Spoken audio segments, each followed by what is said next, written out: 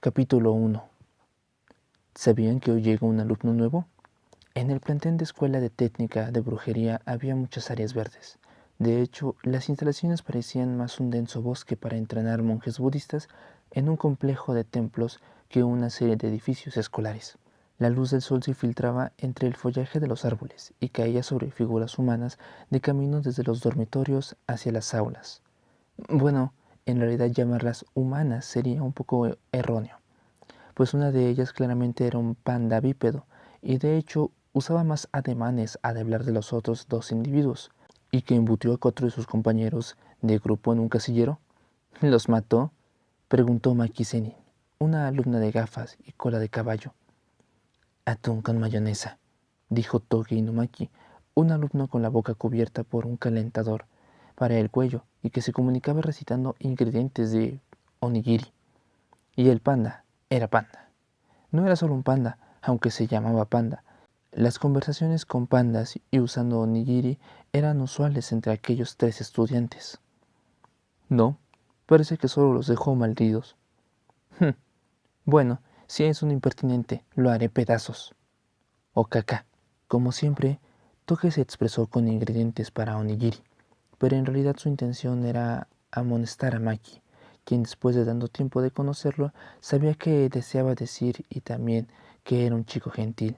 Sin embargo, eso no detendría para silenciar al alumno nuevo. Si era un mocoso, molesto que se dedicaba a usar brujería para hacer alardear de su poder, Zenith comprendía que Panda era la misma opinión. El interior de los edificios escolares nuevamente tenía estructuras de estilo tradicional japonés para templos, pero el diseño de las aulas permitía reconocerlas con claridad como parte de una escuela con un solo vistazo. El espacio delante del pizarrón era bastante amplio, como para 30 alumnos con más bancas, aunque en aquella aula en particular solo había 3 asientos. El lugar daba una sensación de soledad. No obstante, Maki, Toge y Panda se sentaron. Poco después escucharon unos extraños pasos apresurados, y de inmediato supusieron que se trataba de una broma de Goyo. Y en efecto, el profesor ingresó en el aula con un ímpetu por completo innecesario. Les presentaré a un alumno nuevo. Desde el mismo instante en que puso un pie en el recinto, Satoru se comportó como un idiota. Agitaba los brazos de forma exagerada y se movía a lo tonto, como si estuviera en una película de kung fu, para terminar haciendo un doble seña de paz sobre sus ojos vendados. ¡Emociónense!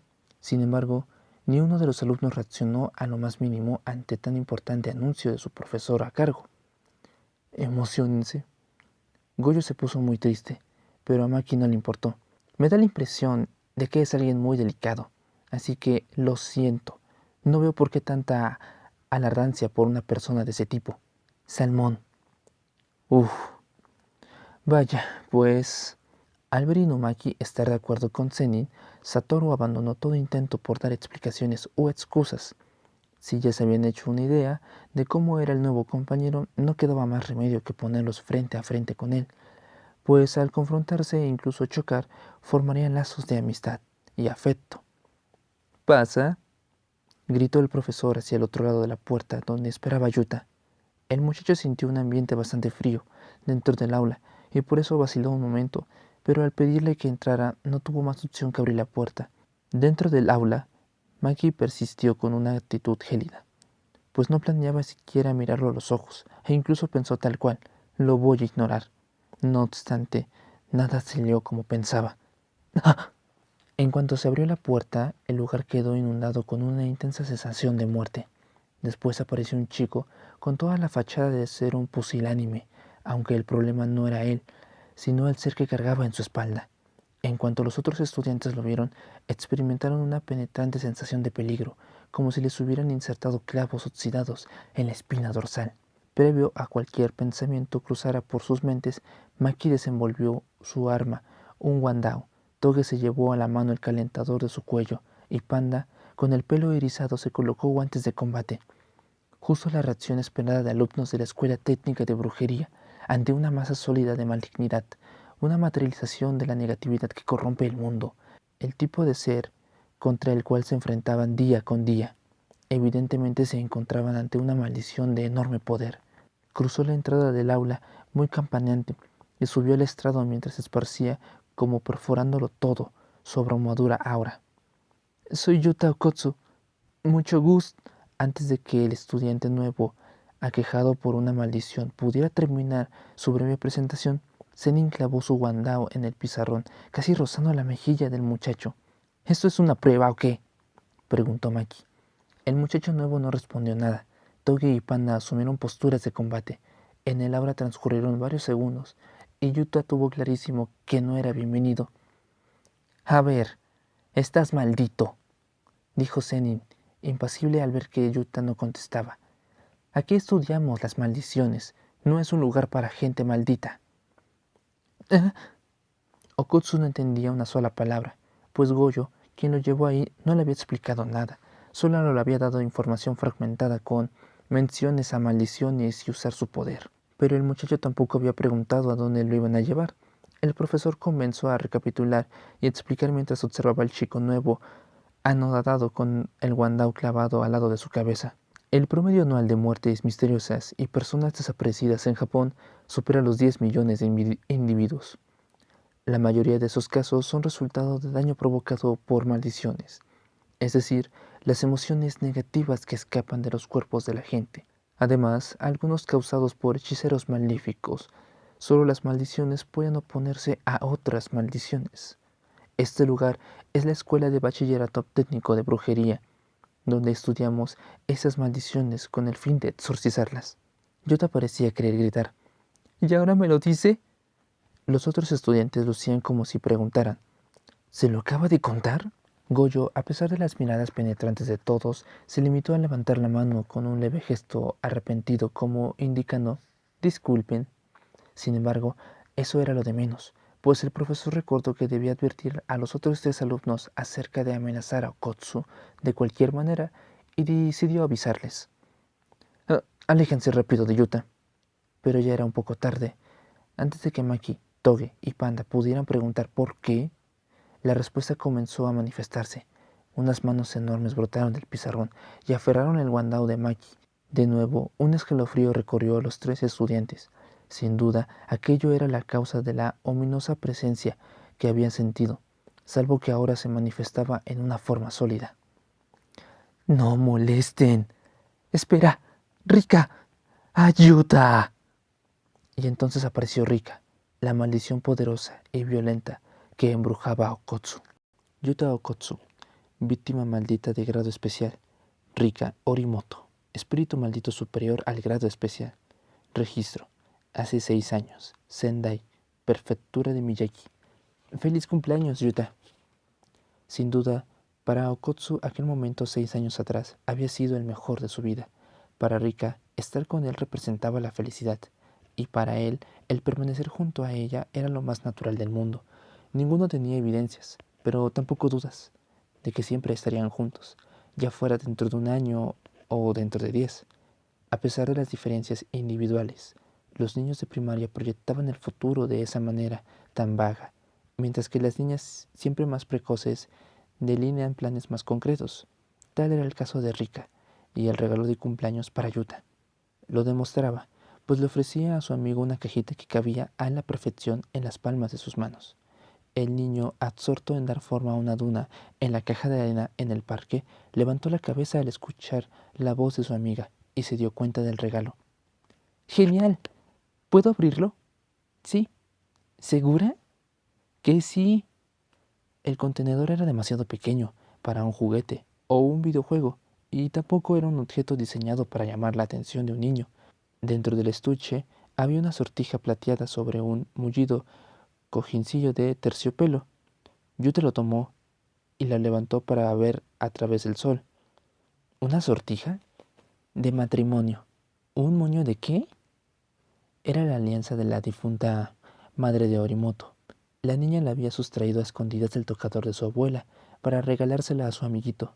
A decir verdad, a Yuta no le pareció para nada interesante, pero cuando Rika le ofreció su dedo meñique, el niño no pudo evitar sentir cómo su corazón se aceleraba. «Esa será nuestra promesa». Okkotsu entrelazó su dedo meñique con el blanco y terso de Orimoto. según dicta el antiguo estilo de sellar promesas, e incluso un niño como Yuta pudo entender, pues Rika era una niña muy hermosa, aún a los ojos de un adulto, y en ese momento estaba declarando con franqueza el cariño por su amigo, comunicando con todas sus fuerzas su amor por él mediante su voz y su sonrisa. Cuando seamos adultos, nos vamos a casar. Y él no tenía la menor duda de que, sí, ella lo decía, así sería. La proyección del futuro por parte de los niños en verdad es frívola, pues son capaces de seguir creyendo durante 10 o 20 años. En un momento como aquel puede prolongarse linealmente hasta el infinito, y por eso no están en condiciones de comprender incidentes como lo sucedió más tarde. Hubo un sonido de llantas, raspando contra el asfalto, y de carrocería de coche aplastado. Sobre la calle había un rastro de algo pastoso y de color rojo oscuro. Comenzó a escucharse el rumor de una ciudad atareada y el sonido de la gente conversando al reunirse en el mismo lugar. «Oye, llama una ambulancia». «No seas tonto. Fíjate, no hay manera de salvarla. Le aplastaron la cabeza». Aquellas palabras también eran todo incomprensibles y era muy difícil creer que aquel momento sucedía después del anterior. Más bien, parecía que había seguido el camino incorrecto y caído en una pesadilla. ¿Por qué lo prometieron? Se casarían y estarían juntos por siempre. Por eso era imposible que un coche atropellara a Rika y la matara. Era increíble, por completo impensable. Apenas unos momentos antes estaban sonriendo, hablando y tomándose de las manos como siempre. Ahora, aquel paisaje con un cuerpo cuya cabeza quedó aplastada solo podía considerarse un error. Por eso, yo declamo su nombre, como si con esa acción Rika pudiese recuperar la vida y la salud, levantarse y pronunciar el nombre de él, como siempre. «Rika». Y entonces todo se volvió realidad. «Yuta». «¿Ah?». Rika respondió gritando su nombre. ¿En verdad estaba respondiendo? «Yuta». Pero no era la Rika que el chico conocía. De la franja roja embarrada en el asfalto proveniente de la sangre de la niña, se levantó una espantosa mano que se aferró a Okotsu. «Cuando seamos grandes, nos vamos a casar». Una turbia mezcla de sangre, carne y lodo se irguió, formó unos labios y aullaba el nombre de Yuta. Era una cosa repulsiva y detestable, pero que de alguna manera hacía pucheros, como si fuera una niña consentida. Hasta ese momento habría sido más fácil negar la realidad. No obstante, ese gesto le confirmó a Kotsu cierta sombra del pasado. «Es nuestra promesa», dijo una voz lejana, más allá de la cordura. Y entonces, él es Yuta Okotsu. Rika lo ama muchísimo y por eso lo maldijo. Llévense bien. Era un desastre. El relato acerca de cómo aquellos dos pequeños habían comenzado su romance no resultaba un modo alguno alegre, y Goyo había intentado convertirlo en una descarada presentación muy vigorosa de Okotsu y Orimoto. Si agreden ayuda, la maldición de Rika puede activarse, o no, así que mejor tengan mucho cuidado. Nos hubiera comentado antes, se quejó Maki, torciendo el gesto.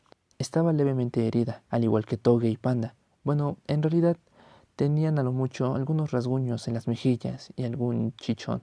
Sin embargo, todos pudieron sentir en carne propia la ira de Rika. Siguen en la edad de la punzada, así que yo los presentaré con rapidez. En su interior, Yuta pensaba que la mala actitud de los otros tres era culpa de aquel profesor, pero era evidente que a Goyo le importaba un bledo, y el chico empezó a comprender que Satoru era un tanto belidioso, aunque de todos modos agradeció saber quiénes serían sus compañeros de la escuela desde ese momento. Maki Zenin es usuaria de herramientas mágicas y emplea armas especiales para exorcizar maldiciones. Toge Inomaki usa maleficios y su léxico está limitado a ingredientes para onigiri, así que debes esforzarte mucho para conversar con él. Kombu. Panda. Soy Panda. Mucho gusto. Y creo que ya. Goyo se había tomado alrededor de 5 segundos para presentar a los otros dos y solo un segundo para el panda. Y era el que más deseaba que me explicara. A Yuta le preocupaba qué era exactamente aquel panda. Quizá en el mundo de la brujería había pandas capaces de hablar y andar en dos patas. Era imposible saberlo. No obstante, Satoru no lo diría y tampoco podía esperar. Entonces, a partir de ahora seremos 4 personas. ¿3 personas y un animal?, corrigió Yuta en su mente. Sin embargo, no se atrevió a decirlo en voz alta. Para la práctica de brujería de esta mañana haremos 2 parejas. Toge y Panda, Maki y Yuta, dijo Goyo con solemnidad. Zenin profirió un sonido de enorme disgusto y Okotsu sintió la herida en su mente, junto con cierta envidia, pues el otro equipo intercambiaban frases amigables como «demos lo mejor de nosotros». Además, para empezar, Yuta no tenía idea de qué se referían con práctica. Era su primer día. En realidad, no le habían dado la bienvenida y desconocía muchas cosas, pero sus demás compañeros ya iban caminando por el corredor, así que fue tras de ellos. En esencia, Okotsu tenía muy poca experiencia con eso de agradarle a la gente. Aún así, entre aquellas otras 3 personas, o bueno, 2 personas y un animal, la chica llamada Maki había tenido la actitud más punzante hacia él, e incluso más que Toge, el tipo cuyo nombre literalmente significaba espina, aunque al hacer equipo con ella sería necesario conocerse más a fondo, y con esa finalidad en mente, Yuta alcanzó mientras caminaba hacia el patio. Mu- mucho gusto. Fuiste víctima de bullying, ¿verdad? Respondió ella, mirándolo casi de reojo a través de sus gafas. Di en el clavo, ¿cierto? Lo entiendo. Yo también habría participado en tu bullying. Es por la maldición, ¿no? Tienes toda la cara de querer que te tome por una buena persona. Me das asco. ¿Por qué te haces la víctima si eso te está protegiendo? La pasividad es tu modo de vida, ¿no? De verdad había dado en el clavo, y por eso sus palabras cortaban como un cuchillo atravesando en el pecho de Yuta, quien empezó a sudar profundamente.